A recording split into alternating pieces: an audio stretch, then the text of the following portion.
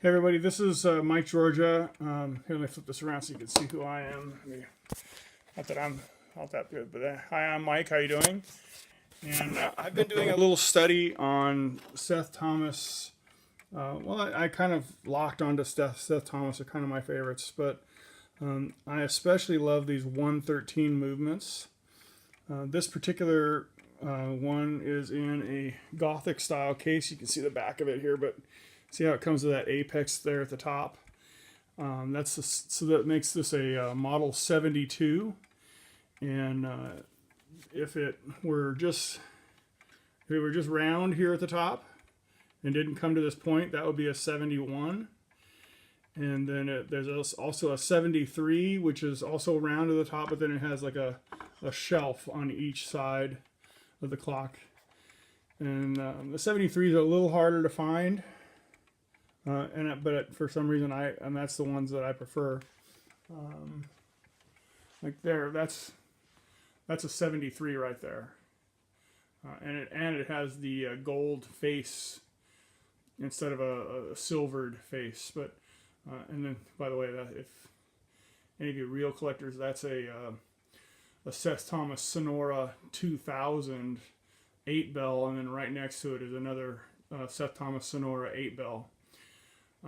Interesting, and there's another Sonora and another Sonora. So these Sonoras, by the way, because that's kind of, it leads into the 113, but the Sonoras were produced about 1910 up until about 1920.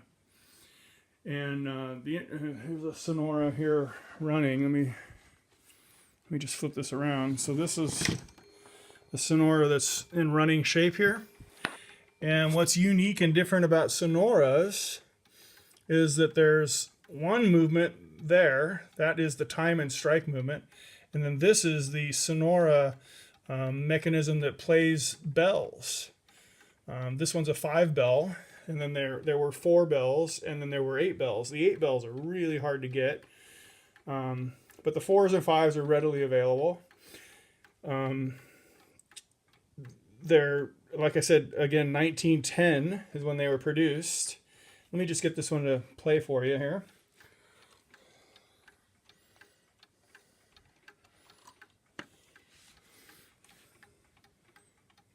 Should have played. There we go.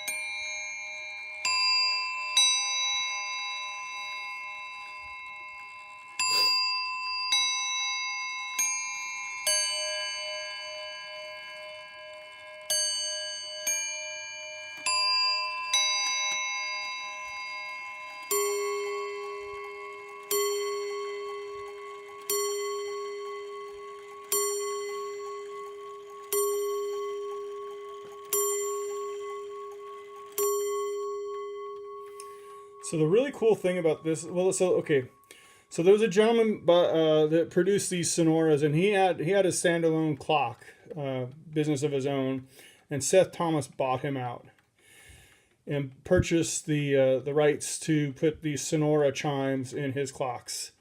And I don't think prior to that there were that Seth Thomas produced a clock that would do the Westminster chime. So in order to compete, he needed this Sonora to do. So anyway, so that was why he bought it and all that. But they were terribly expensive to produce because there's one movement and then now there's a second movement here, and there's a really complicated interplay. The time and strike movement back there, it keeps track of the time, and then tells the Sonora movement to play the bells every 15 minutes. And then on the hour, the Sonora movement tells the time and strike, hey, this is the hour, so go ahead and play the hour. So there's a lot of back and forth between these two movements. It's very complicated. Not overly complicated, but I mean, for the time in 1910, that was a very cutting edge technology, I guess, or something. but really pleasant. I love the sound of the bells, which is why I'm so drawn to them. I really like it a lot. But they're expensive to maintain because there are two separate movements to maintain. But I just love them, so I don't really care. So I've got a number of these 5 bells, and I have one 4 bell, because the interesting thing about the 4 bell is that, so in the 5 bell, that 5th hammer, all it does is strike its own bell for bonging out the hours. In the 4 bell unit, it lifts up 3 of the hammers to strike a chord. And the chord is actually, I think it's a little more pleasant to hear. So I kind of like it, but guess what? For some reason, the 4 bells are a little less expensive to buy. Maybe about $100 difference between a 4 bell and a 5 bell. The 5 bells are a little more collectible, and they're worth a little more. On the market, but I just as much appreciate the 4 bell tone because of the chord that it strikes. And then now here, this one just happens to be playing. Which one's playing? One of them just played, and I'm sorry. This is one of the 113s was just playing a moment ago. So now this is a 113. It's a just a 113, and it plays. This is in a Tambour case. And the Tambours, for whatever reason, are not as collectible. I guess there are just so many of them of this style of clock. And so they're just a little less money. But it's the identical same movement inside. And so these were produced in the 1920s. And I don't know if you guys remember in the history, in your history books, but the roaring 20s, when everybody was doing super good in the stock market, everybody had money. If you were an American, you were rich. You were just making money hand over fist. There was also, though, the prohibition was in, and so everybody's going to the speakeasy and all that stuff. But anyway, that's what was going on in the 1920s, and Seth Thomas was able to go from the Sonora chime, which was terribly expensive for him to produce, and he went to a much more cutting edge, the better technology, and then way higher quality movement. These are they call these almost bulletproof movements because the brass plates are super thick. This is gonna last forever. These clocks. These are amazing, top quality clocks. But these were going for now. This is 1920 prices. These were, I think the Tambours were going for $50 and $60, which was like 2 weeks' pay. If you saved up all of the money you made in 2 weeks, you could buy this clock. And then this.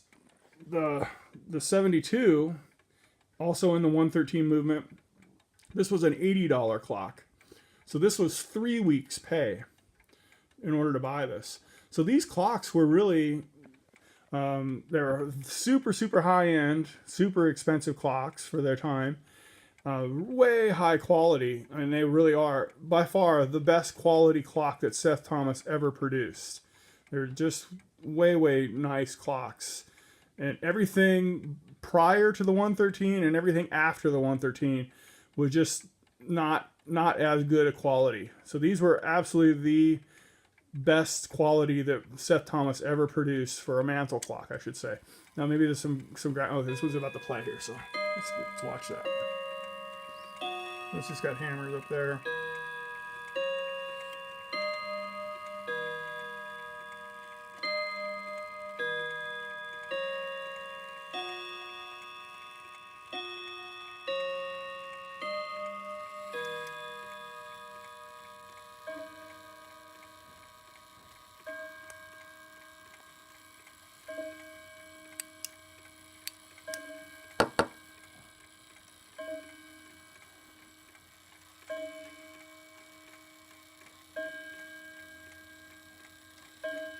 It must be 10 o'clock.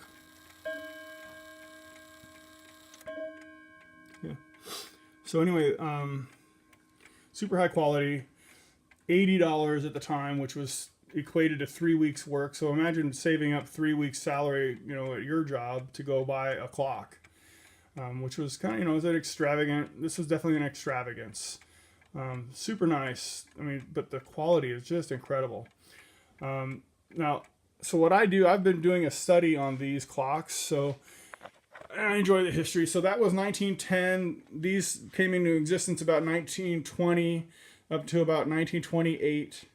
And then they went to the 124 movement, which does all the same stuff. It functions the same, but it's not as high quality. It's so they went to the 124 to reduce the cost on producing the 113 movement. The 113 movement is by far just super high quality clocks. Anyway, that was my so by the way, I've been buying these clocks and then restoring them, and I'm learning a lot about them. So the 113s, there was a 113, a 113A, and a 113B. And one of the things I'm noticing is that in the tambours, see how it's got the chains that lift up the hammers, and then in the cases, the hammers are just up high like that, and so instead of lifting up a chain, it just lifts the hammer directly. It's really interesting. These are both just 113s and not A or B. So I'm learning the differences between the 113 and the 113A and 113B. I think the B is it has a dual ratchet system, because I guess in the 113s are known. There's one flaw in the 113s, and that is in the chime.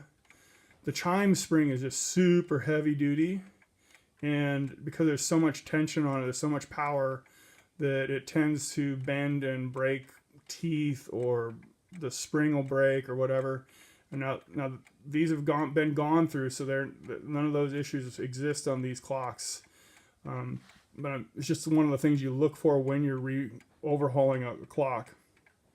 So every model has like a thing that it's known for, and that's one of its Achilles heels. Is you look for the chime barrel to be, or the chime train to have gotten the most wear on these clocks. So, and these have been all restored absolutely back to our original factory here, functioning perfectly, keeping perfect time, just doing their thing. And I just thought I'd show you